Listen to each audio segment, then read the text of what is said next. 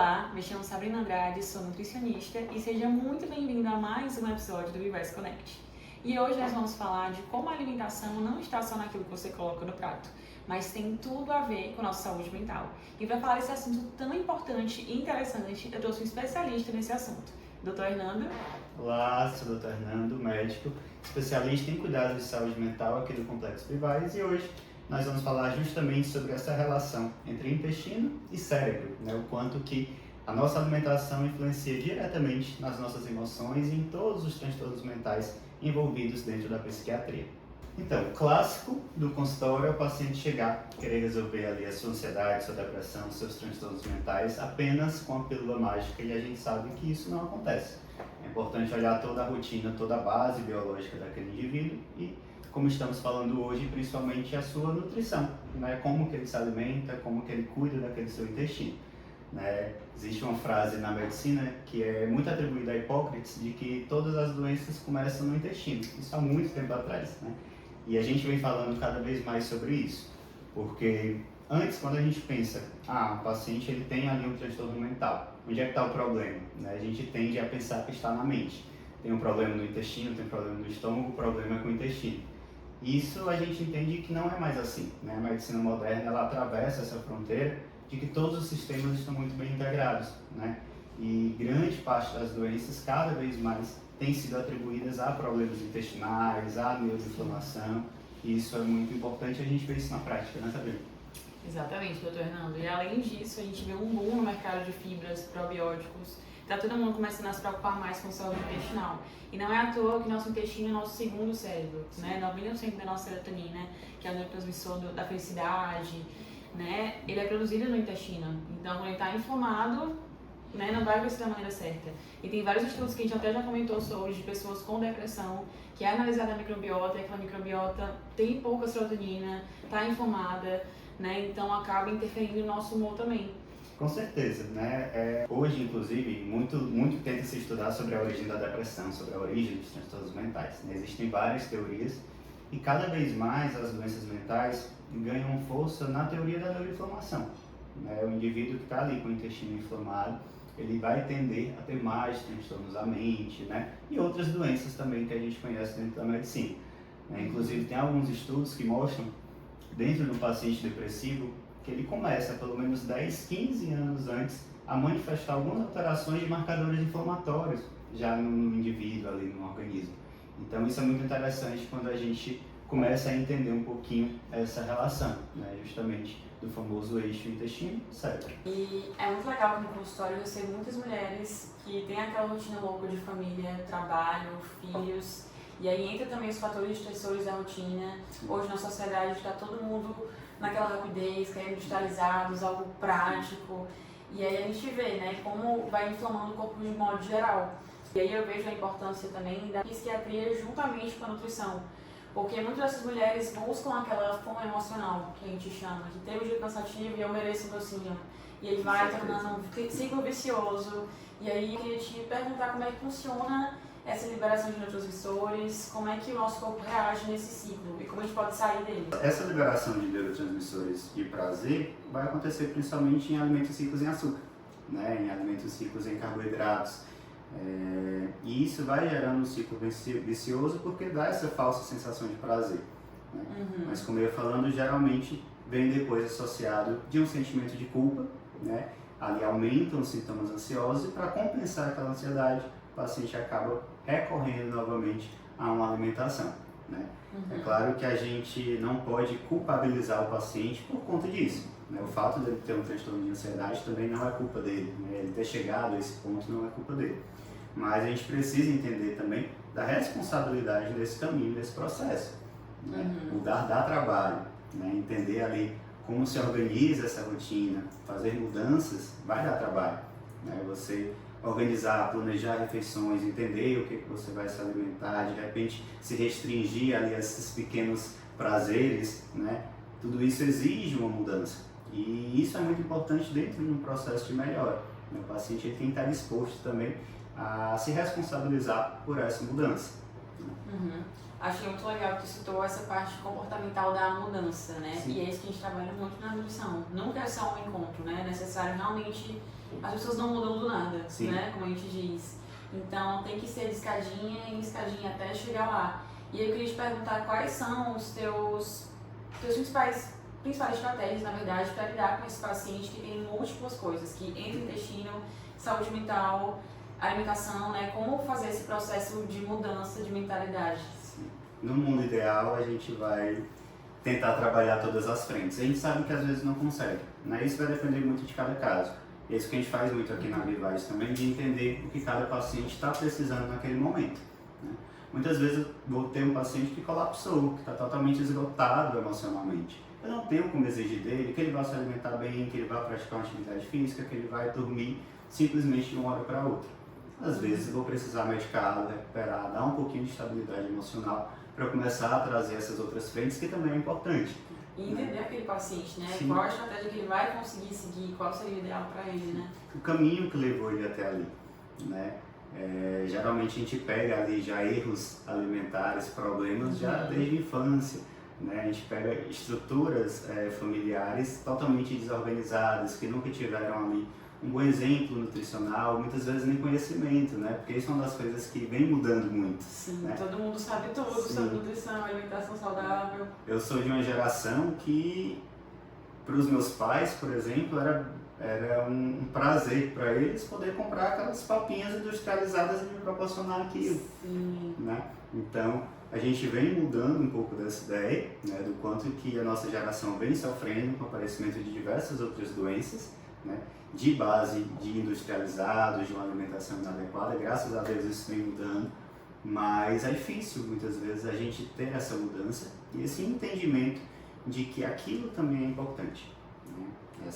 Essa mudança no que a gente coloca no prato, do que a gente está se nutrindo, essa preocupação com o futuro, né? Isso vem mudando e é necessário, né? Porque medicação não vai fazer milagres sozinho, né? Eu posso, dando o exemplo de uma depressão, onde eu vou colocar ali o inibidor da recaptação de serotonina, né? Medicações que vão, vou usar uma sertralina, uma fluoxetina, essas medicações mais comuns. A ideia é que eu aumente os níveis de serotonina, né? Que é um neurotransmissor de bem-estar. Mas se eu não tiver nutriente suficiente para formar esses neurotransmissores, não funciona, né? Como é que eu vou melhorar aquela via dentro do cérebro do paciente se eu não tenho o básico, né? Então, isso acaba, a gente acaba enfrentando muitas vezes transtornos que não melhoram, a gente troca a medicação, mas o básico não é bem feito, né? E aí a estratégia é realmente dar as mãos, né? Pedir ajuda, né? Com estratégia com educador físico, com nutricionista, né? Com psicólogo, então para a gente conseguir unir e trabalhar essas diversas frentes, porque definitivamente só uma delas não vai funcionar. Eu não vou conseguir melhorar o paciente sozinho. Mas Sabrina, eu queria saber de você, que estratégias você utiliza quando o paciente chega com todo esse vício alimentar, né? Principalmente essa tendência ali aos açúcares, fast foods, essas alimentações mais rápidas. Que estratégias nutricionais vocês costumam utilizar? Eu acho que a base de qualquer profissão é entender aquele paciente, entender o contexto que ele está inserido. E aqui no Complexo é muito legal porque eu consigo falar com você, consigo falar com a Islene, que é psicóloga também. Então a gente tem realmente uma visão integrada daquele paciente. Sim. Mas, primeiro de tudo, entender o contexto, entender o nível daquela informação, se algo que está vindo de uma forma crônica, ela sempre teve essa alimentação, como é que ela era na infância, ela sempre foi mais magrinha, sempre teve acima do peso. A relação dela com a comida também, para mim, é bem importante, sabe?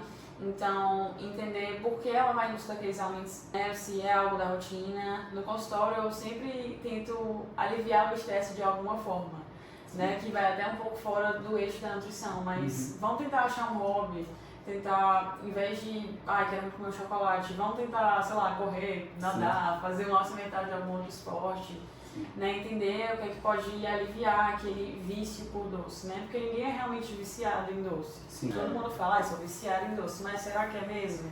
É algo comportamental, né? De fato, existe essa questão de estímulo, né? Onde a gente tende a buscar cada vez mais aquele mesmo estímulo que o açúcar muitas vezes acaba proporcionando. Mas isso que você falou sobre o papel que a comida ocupa na vida do paciente, isso é extremamente importante, né?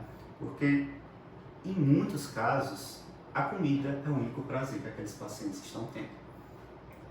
E isso atrasa, inclusive, do paciente procurar ajuda. Porque acho que é normal, né? Sim. E um dos poucos prazeres, às vezes, é comer, né?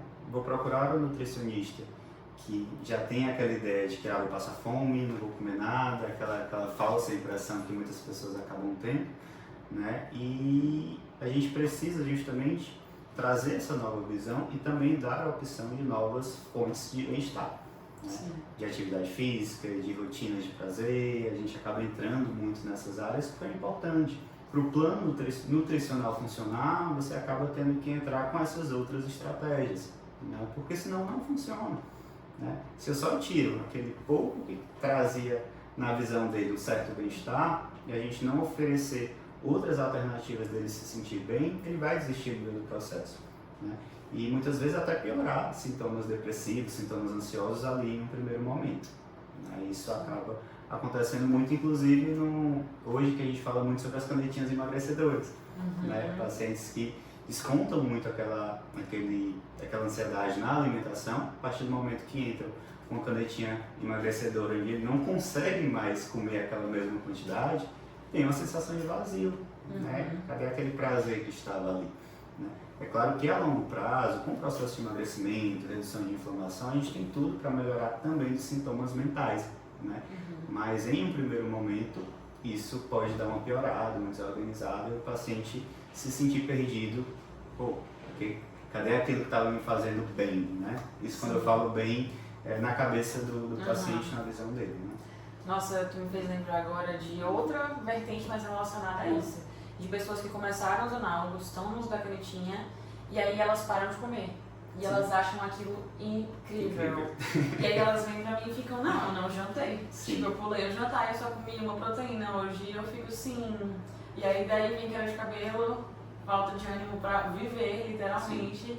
E que engraçado essa relação com a comida, né? Em um momento ela é tua única fonte de prazer, e do nada, que legal que eu não comi. Sim.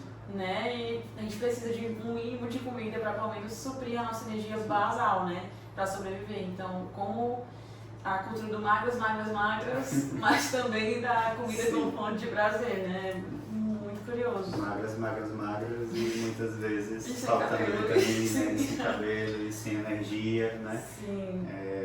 Aquelas poucas ainda contam e se preocupam com quantidade de calorias, mas não sabem de fato o que está vindo de nutriente ali.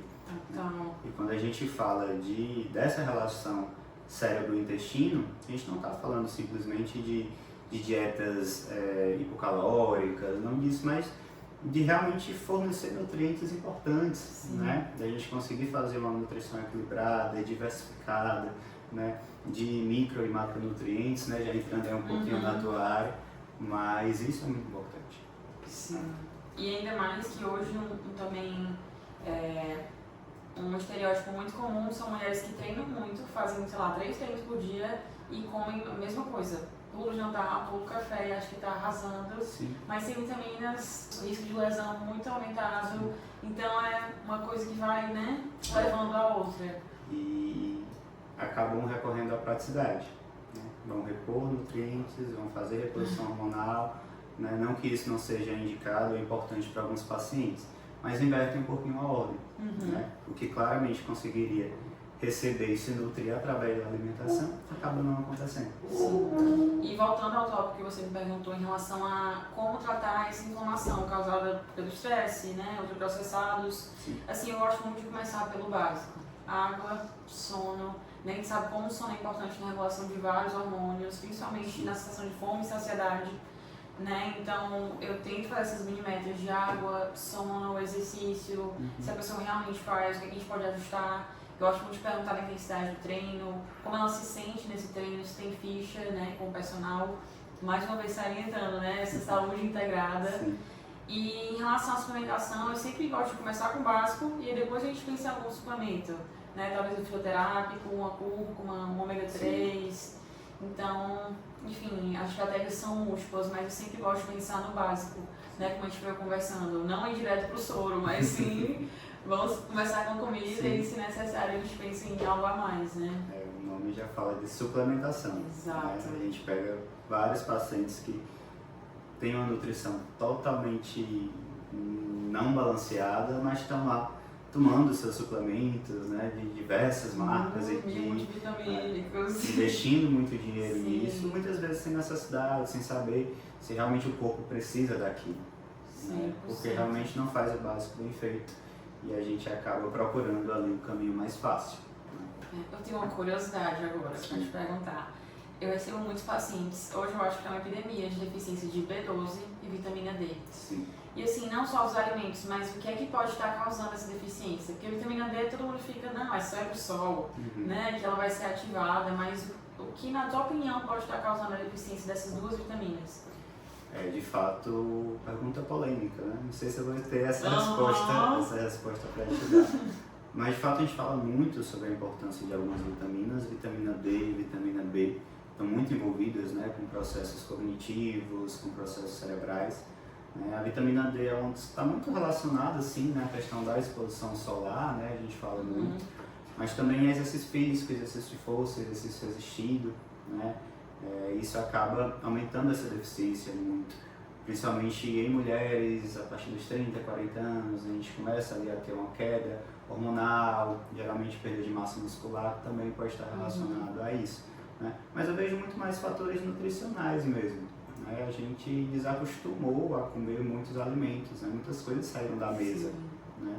A gente de fato tem ido muito pro básico, pro que já é pronto, principalmente para essa vida corrida. Então é difícil quem prepara totalmente seus alimentos, né? Então a gente acaba de fato indo para o mais prático. Né? E nisso muitos nutrientes vão embora.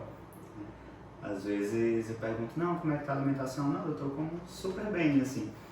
Quando a gente vai ver, de fato, às vezes até nem tem tantos ultraprocessados, tantos alimentos industrializados. Mas são pacientes que comem exatamente a mesma coisa, a mesma refeição. Sim, não tem ali uma diversidade de nutrientes, de frutas, de verduras, de legumes que a gente sabe que faz a diferença. Né? Então, às vezes, precisamos reavaliar também o nosso conceito do que é se alimentar bem. Exatamente. Minha última pergunta sobre essas duas vitaminas. Como você disse, estão totalmente ligadas à cognição. Sim. Você já atendeu algum paciente que achava que tinha algum transtorno psíquico, mental e na verdade era só uma deficiência de vitamina? Como você conseguiu descobrir isso? Tu teve um trabalho com outro profissional? Assim, é algo muito curioso. Todo mundo às vezes vai direto para o transtorno, mas pode ser só uma vitamina. Com certeza. Eu costumo falar que a psiquiatria, embora seja extremamente importante a causa de muitos sintomas, ela fica um pouquinho no final da fila. Tá? Então, chegam aqueles sintomas, primeiro eu tenho que descartar outras causas clínicas. Né? Eu preciso descartar outras doenças. E aí entram também as carências nutricionais. Né? Faz parte da avaliação da consulta, muitas vezes, os exames, né? Que são fundamentais. Né? É muito comum o paciente achar que está simplesmente depressivo, mas ele tem uma ferritina lá embaixo. Né? Ele está ali com transtorno de tireoide, por exemplo. Né? Então, essas carências nutricionais, elas também afetam muito a questão da mente, né?